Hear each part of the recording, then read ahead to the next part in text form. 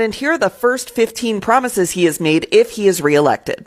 You may have heard of Project 2025, but this is from Agenda 47, and you can read all of these on his website.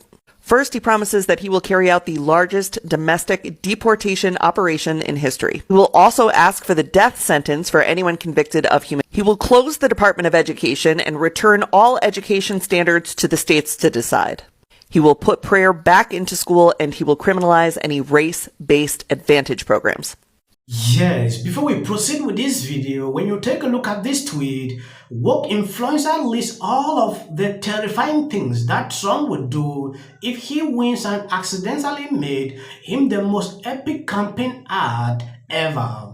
I don't know if she has realized that. Let me play this so you can see exactly what is going on. Close the Department of Education and return all education standards to the states to decide. He will put prayer back into school, and he will criminalize any race-based advantage programs. He will end the Affordable Care Act. He will ban gender-affirming care for adults and children, and he will ban any federal dollars from going towards gender-affirming care, which means anyone with government-provided health care will no longer be able to access gender-affirming care except for Viagra and Cialis. Those will still be available. He will propose a constitutional amendment that gives a term limit to Congress. He will deploy the Department of Justice to investigate the Biden crime family and any of his adversaries or political rivals. He will immediately pardon all of the January 6thers, and he will create a task force to investigate anyone who arrested, charged, or imprisoned a January 6er. He will increase the penalties for underage criminal offenders, strengthen immunity for police officers, and deploy the National Guard to patrol woke cities. On day one, he will reassess our participation in NATO and says that every European country needs to pay the United States for protection. He will also restore the wonderful travel ban for Muslims coming to America. He will build freedom cities. This is 10 new cities built on federal land. He will award them to areas with the best development proposals, and he will prioritize moving young families to these freedom cities. He will kill all e-vehicles and e-vehicle legislation, seeking to replace that with the development of a flying car. He believes that we could create a car that vertically takes off. He will remove all of the limits on American natural gas exports and drill baby drill for oil domestically. He will impose a tariff of up to 60% on Chinese imports. He will extend the 2017 tax cuts and drop the corporate tax rate from 21% to 15%. He will push Congress to pass legislation that would give every American the right to concealed carry anywhere at any time. And he will revoke any gun restrictions or legislation that seeks to inhibit people's ability to own guns that's been passed in the last several years. He will demand that Europe pay back all the money we gave Ukraine, and then he will use all of that money to recruit for the American military. And he will take billions and billions of dollars from private university endowments by taxing, fining, and suing the universities. He specifically names Harvard in this one. And then he will use that money to create the American Academy. It is a free online college that will be free of wokeness that he will force employers to recognize as a bachelor's degree equivalent. So that's Agenda 47. Yes, I believe you've seen this clip. I want you to point out, some of the things she has outlined, like Trump will do this, agenda, this, that. They are very good things that the society don't need.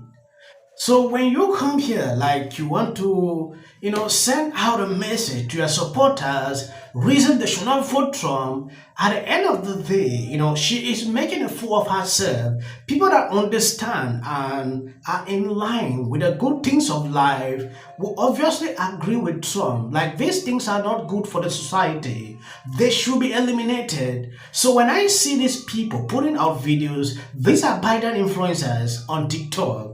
She did thinking she's doing a very good job. Now the Trump campaign is picking this up as campaign ad without spending any money to produce. So you can understand exactly what is going on. Watching Maher a few hours ago, she made it clear, like, Biden will lose to Trump. There is no magic. I was shocked when I saw that. If you have not subscribed to this channel, please endeavor to do that. And if possible, it will do you no harm if you share out this video. I think we're on the same page with Biden. Did a great service. But whereas in 2020, maybe he was the only one who could have beaten Trump, I think now he's the only one who will lose to him. He will lose because at some point perception becomes reality. And look, do I think he can do the job? Absolutely. He cannot run for president. He'll look bad in the debates. It's too much. And he's I think going to lose. He will be Ruth Bader Biden, the Ruth Bader Ginsburg of the presidency. It's not a good look. And any 50-ish, not stupid, woke Democrat with a D by their name, people just vote D and R, that person can win. Yes, I can agree with Bima at this point because I often disagree with him. Trump would defeat Biden. I don't know why people have not seen this. There is a video I posted few hours ago. At a certain point, I realized it didn't go viral, and I'm going to play this at the end of this so you can see exactly what this lady said. Trump, we need you to hold on because we're coming. Now, I know it may feel like you got the world on your shoulders. They're trying to take all your businesses. They're trying to break you spiritually, mentally, and financially. But hold on, Trump, because we're coming. You have more support out here than you probably could ever imagine. We don't care about nobody calling us cult members. We don't care about nobody calling us mega extremists, right-wing extremists. We don't care anything about that. We want you to hold on, Trump, because we're coming. We're going to pull you through in the primaries. And November the 5th, 2024, we're going to be there rain, sleet, or snow to make sure you become the next president of the United States of America. This is, go back to something you said. The reason, and obviously I'm only speaking for myself. The reason I think the Democratic Party and Mr. Biden, President Biden, is losing black votes is they only care about black people every 4 years. They come into our neighborhoods and say, we're going to make stuff better. We're going to do this, do this, do this. And then finally, us black people are like, man, other than my ability to dunk a basketball, all my neighborhoods are still the same. Our schools are still the same. And that's why I think black people are leaving disappointed in the Democratic Party, because I ain't going to lie. I voted Democratic every time just because I thought it was going to help black people and poor people. Because black people and poor white people, they're in the same boat. People have risen up. People are no more sleeping. They are seeing the truth. You cannot lie to them again. Trump at this point just need to follow through, maintain the way he has been. You saw the Biden State of the Union.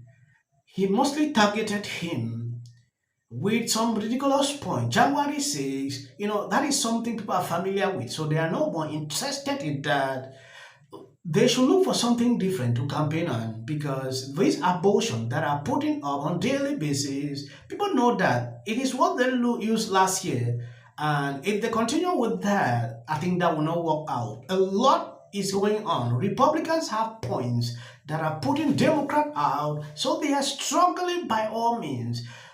Attacks on Trump was a strategy they thought could work out, but it didn't work out. So they are now, re-strategizing.